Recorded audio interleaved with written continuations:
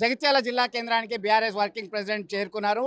మాజీ మంత్రి జీవన్ రెడ్డి బీఆర్ఎస్ గూటికి చేరున్నారు. ఇదే అంశానికి సంబంధించి మనం మరింత సమాచారం తెలుసుకుందాం. స్థానిక కొరుట్ల ఎమ్మెల్యే డాక్టర్ సంజయ్ కుమార్ ఉన్నారు మనతో మాట్లాడడానికి.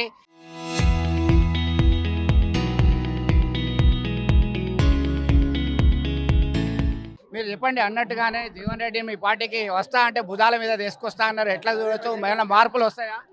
ఏం లేదు. ఇప్పుడు ఇవాళ మా మా కార్యనిర్వాహక అధ్యక్షులు కేటీఆర్ గారు రావడం జరిగింది. ఇవాళ చర్చల తర్వాత భుజాల మీద మోసుకెళ్తాం తప్పకుండా జీవన్ రెడ్డి గారిని. వారికి తగు గౌరవం ఇస్తాము. మా అందరికి కూడా జీవన్ రెడ్డి గారు అంటే గౌరవం. మా కాన్స్టిట్యున్సీ కొరుట్ల కాన్స్టిట్యున్సీ వాళ్ళు కూడా ఇవాళ ఆనందంగా ఉన్నారు. జీవన్ రెడ్డి గారు వచ్చి మా పార్టీలో జాయిన్ అవుతా ఉన్నారు.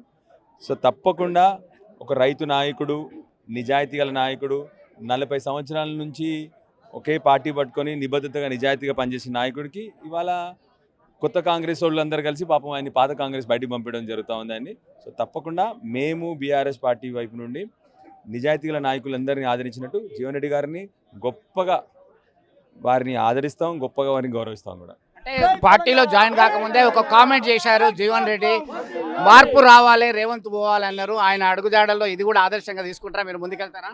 నేను కాదు, తెలంగాణ సమాజంలో ఇవాళ 4 కోట్ల మంది ప్రజలు కూడా రేవంత్ రెడ్డి ఎప్పుడు పోతాడా అని చూస్తూ ఉన్నారు.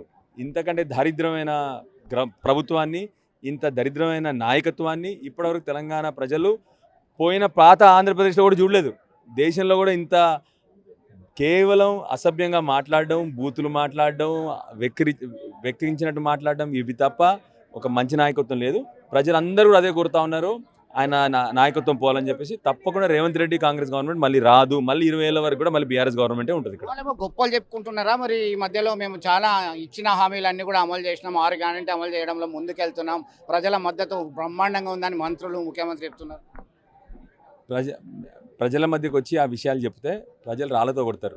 ప్రజల మధ్యలోకి పోలీసులు లేకుండా, పోలీస్ పహరా లేకుండా, పోలీస్ సెక్యూరిటీ లేకుండా ప్రజల మధ్యలోకి వచ్చి ఆ మాటలు చెప్పమని చెప్పండి. ప్రజలే వాళ్ళకి బుద్ధి చెప్తారు. ప్రజలు మరి ఇంత పిచ్చోళ్ళ, ఇంత ఇష్టం వచ్చినట్టు మైక్ ఉంది కదా అని మాట్లాడడం తప్ప ఏ ఒక్క హామీ నెరవేర్చాలని ప్రజలందరూ కూడా తెలుసు.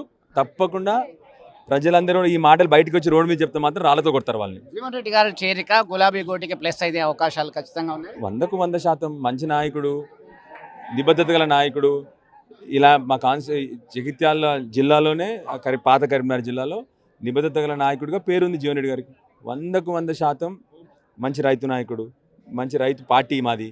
తప్పకుండా అన్నీ కలుస్తాయి. ఇప్పుడు 100కు 100% బీఆర్ఎస్ పార్టీకి అడ్వాంటేజే. జీవన్ రెడ్డి లాంటి పెద్ద మనిషి మా పార్టీలో జాయిన్ అవుతే తప్పకుండా ఇంకా కార్యకర్తల్లో కొత్త ఉత్సాహం వస్తూ ఉంది. ఇప్పుడు మా నాయకత్వంలో కూడా కొత్త ఉత్సాహం వస్తూ ఉంది. జీవన్ రెడ్డి గారు రావడం మా పార్టీకి చాలా మంచి.